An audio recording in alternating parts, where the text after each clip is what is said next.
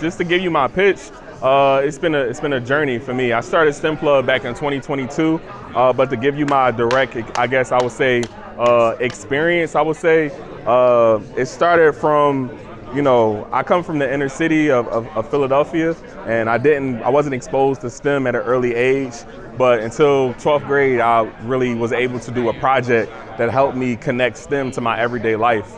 And then that allowed me the opportunity I came to North Carolina, HBCU called St. Augustine's University, gave me an opportunity. And from there, I just kind of made something out of it. I became a robotic engineer. I was a robotic engineer for 10 years before I started STEM Plug. And then that was just kind of just the journey that everything started. So we started in 2022 with a book series, and now we've expanded into physical products like our water-powered robot here called the Hydrobot.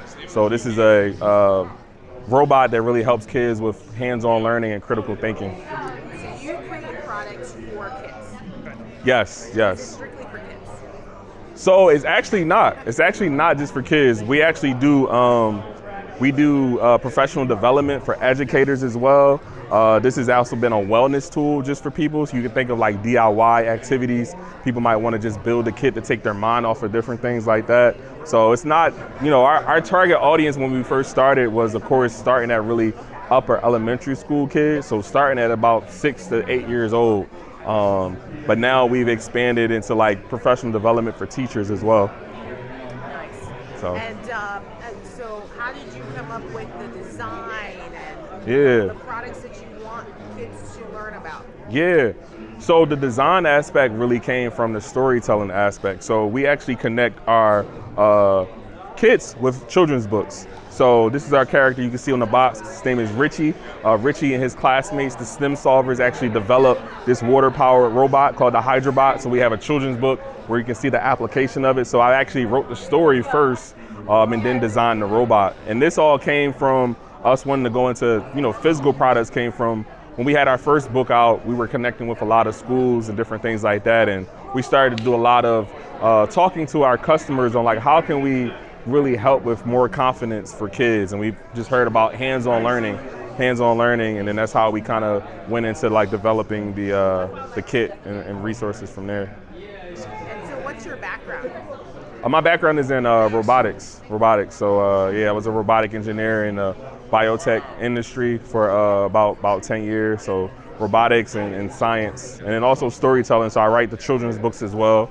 I have a team, my publishing team, they handle all the illustrations and editing and stuff. But I would say my background is in robotics, and then also a lens of just writing, creative writing. That's great. So, how many years have you been working on this? When did you start this? When did you get a physical product in your hand? So the physical product just released this February of 2025. This was about a year and a half, almost 2-year project, bringing it together, like just going through different prototypes and testing and different things like that. But this just released this year, 2025. So, yep. And how's it going? Are you starting to see more sales? Yeah, I mean, sales have been pretty well this year.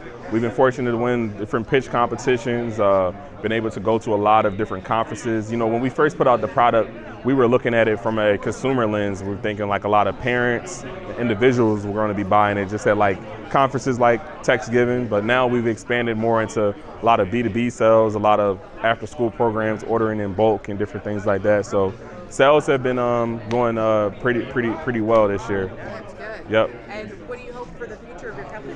So the future of the company, I would say, is we're actively expanding our products, right? We're actively expanding into more products. We're actively growing relationships with more of our partners. So like some of our, we have local partners in North Carolina where we're at, but they're national organizations. So growing with them on the local level, and then now branding that and branching that out on a more of a national level.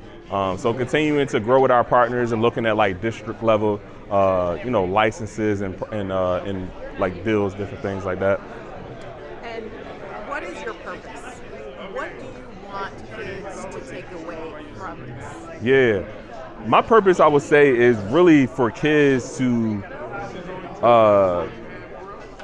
be able to show up as their full self and know that they can do whatever they want to do, whether it's in STEM or not, right? The main purpose of our robot here, the HydraBot, yeah, this is a robot that they can build. It teaches them about robotics, engineering, but this is really a confidence tool.